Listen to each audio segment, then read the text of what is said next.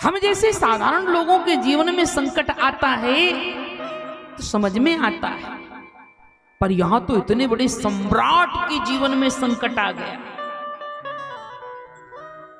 शापित हो गया सम्राट, शाप मिल गया कि 7 दिन में तुम्हारी मृत्यु निश्चित है। बंदूक से निकली गोली और मुख से निकली बोली कभी लौट कर नहीं आती, इसलिए बहुत सोच समझ के बोलना चाहिए। कैसे बोलना है, कहां बोलना है, क्या बोलना है। इंग्लिश में कहते हैं व्हाट टू से, हाउ टू से, कैसे बोलना है और क्या बोलना है। संतों ने उसका उत्तर दिया, कैसे बोला जाए। अपने मुख से जो शब्द निकले, ऐसी बानी बोलिए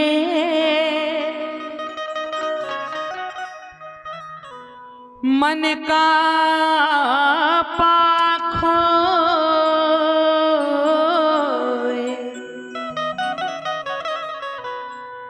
औरों को शीतल करे, आप भी शीतल हो। अच्छा बोलो, मीठा बोलो, प्रेम से बोलो।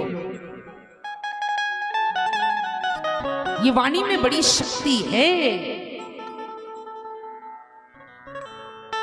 इसी से आप सम्मान पालो और इसी से आप अपमान करा लो।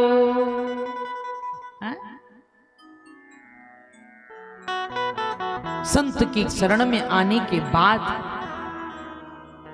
आज श्रापित श्री परीक्षित जी महाराज गुरुदेव सुखदेव जी की शरण में बैठे। गुरुदेव,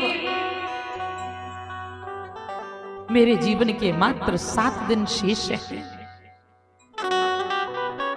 गुरुदेव ने कहा, राजन 7 दिन और तुम इतने उदास हो? अरे 7 दिन तो बहुत होते हैं।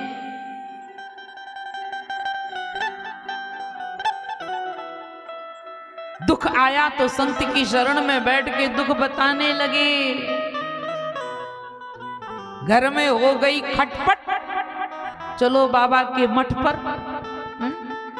फिर बाबा जी की याद, चलो अब तो हम जा रहे हैं, महाराज जी के शरण में जा रहे हैं, वहां बैठेंगे जाकर। टेम्परेचर डाउन हो तो फिर घर पहुंच जाते। कष्ट आया तो संत की शरण ग्रहण कर ली, दुख आया तो संत की शरण में आ गए, गुरु की शरण में आ गए। दुनिया के लोग दुख दे सकते हैं पर आपका दुख दूर नहीं कर सकते। दुख दूर तो संत करेंगे या भगवंत करेंगे, गुरु करेंगे या मेरे गोविंद करेंगे, और कोई नहीं करेंगे। गुरुदेव ने कहा, राजन चिंता मत करो, 7 दिन का समय तुम्हारे पास बहुत है। अरे 7 दिन की बात तो छोड़ो, ये सत्संग में इतनी शक्ति है कि अगर 1 घड़ी का भी सत्संग कर लिया जाए तो करोड़ों पापों को समाप्त कर देता है। 1 घड़ी आधी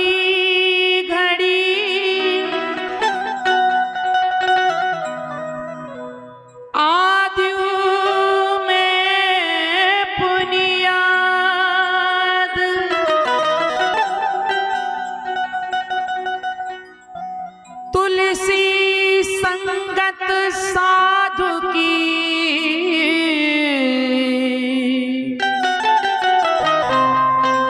हरे कोटि अपराध। करोड़ों अपराधों का हरण 1 घड़ी का सत्संग कर लेता है। सूर्यवंश में एक राजा हुए, जिनका नाम था खट्वांग। और राजा खट्वांग ने जब अपनी हस्तरेखा दिखाई तो उनकी हस्तरेखा में लिखा था कि अब इनका जीवन जो है केवल कुछ ही घड़ियों का शेष है। और राजा खट्वांग ने सत्संग किया और भगवान की शरण में पहुंच गए। तो राजन, तुम्हारे पास 7 दिन का समय बहुत है, कथा सुनो। कथा सुनने का क्रम बताया, कथा सुनने का नियम बताया, श्रोता को बैठना सिखाया। कथा में कैसे बैठना चाहिए पता है आपको? गुरुदेव ने कहा, राजन,